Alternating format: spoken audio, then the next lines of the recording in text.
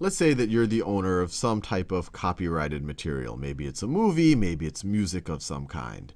And you observe that there is a site that is operating outside of the United States. And that site, at least in your mind, seems to be infringing on your copyright by US law. So this is the site. This is the site in question. And you are saying that it is doing illegal things, at least by US standards. The problem is that there's nothing you can do. It's operating outside of US soil and outside of US laws. You could even go to the government. Even if the government wanted to do something about it, it really couldn't, because once again, it is outside the US jurisdiction.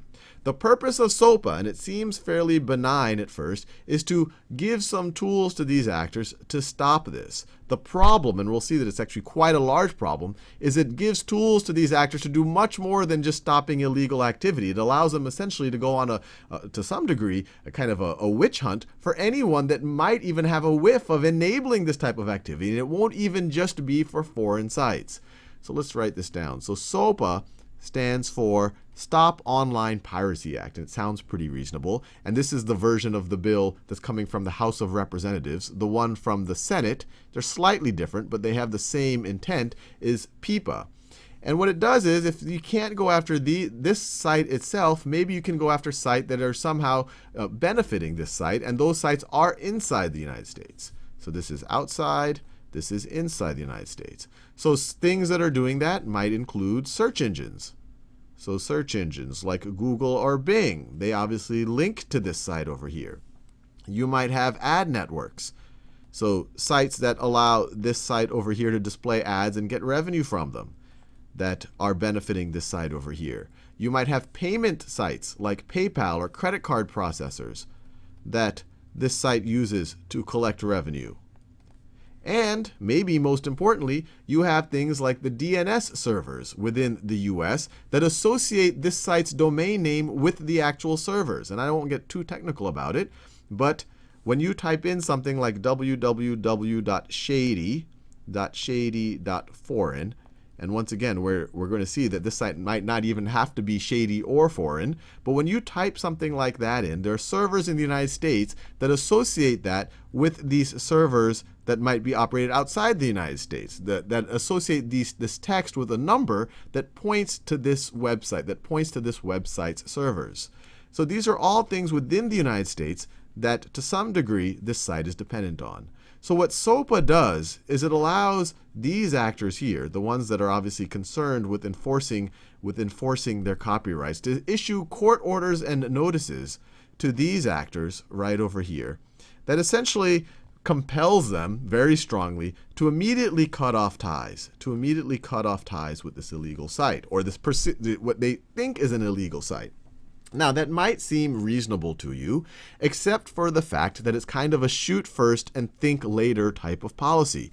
The way it works is you presume guilt until this guy somehow tries to prove his innocence. And we'll see this guy isn't just necessarily sites outside the US. It might even be completely legal, or what I would consider completely legal sites inside the US. Essentially, as soon as this allegation is made and either a court order or a notice is paid, these enablers have to cut off ties to this site. And you can imagine if these cut off ties to this site's business, whatever it might be, whether illegal or legal, immediately gets obliterated, especially this one here, including search engines, ad networks, and payments. And if they don't comply, then these guys are going to start having a legal battle. And so these guys are not only going to have to comply, and that by itself is hard, but if they don't comply, they themselves are going to be in trouble.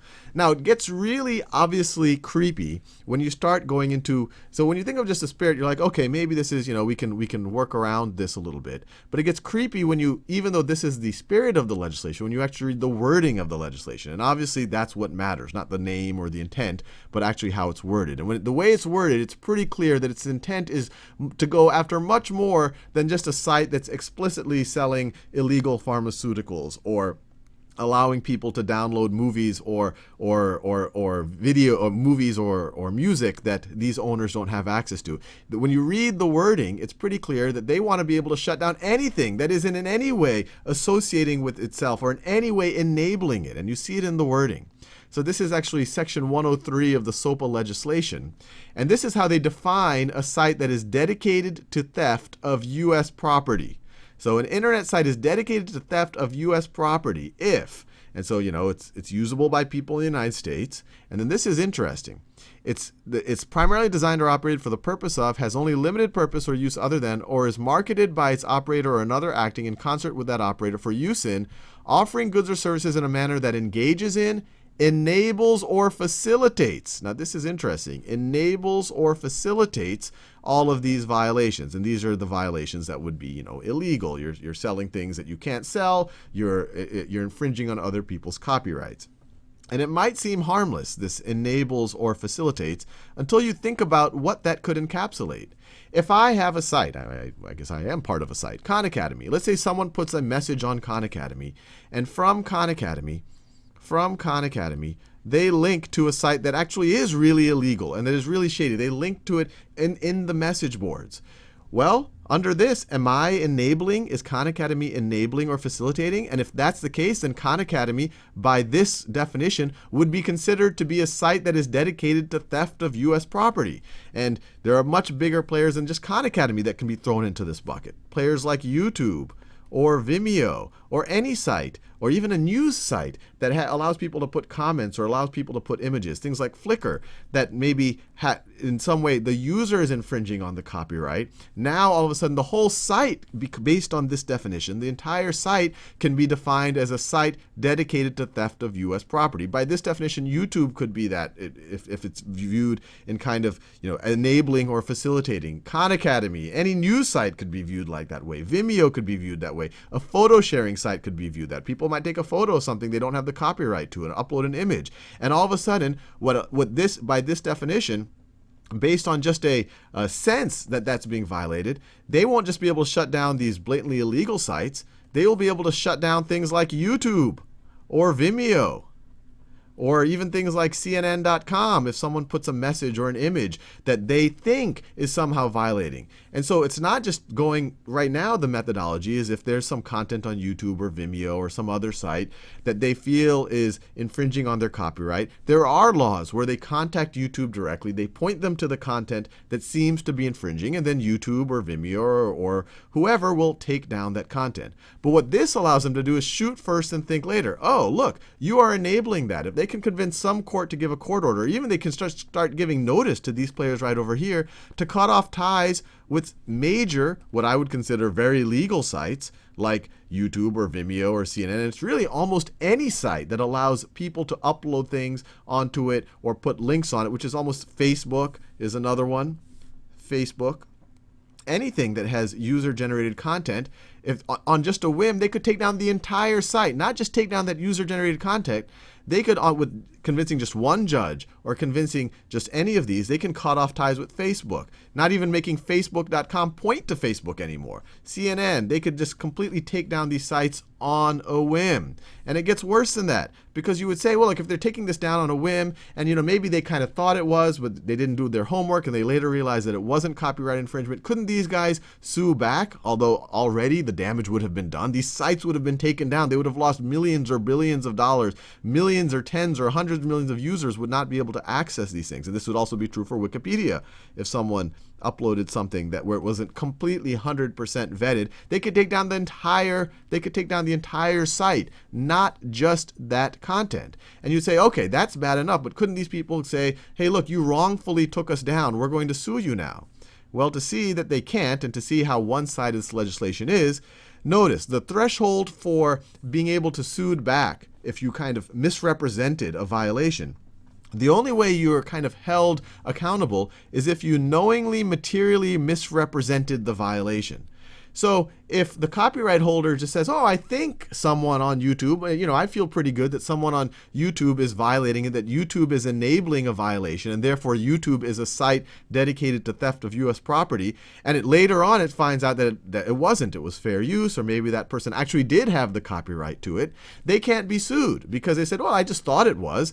They weren't knowingly, materially misrepresenting themselves. So even if it ends up not even being a violation, these guys could take the site down. Maybe some small producer actually secured the rights, put it up on YouTube, and then all of a sudden these guys take down all of YouTube based on not actually knowing what they're talking about. And there can't even be a countersuit in that case based on the law. And it gets even creepier than that, because to be considered this, you don't even just have to enable or facilitate, which is almost anything. One could argue even a computer is enabling or facilitating this on some level.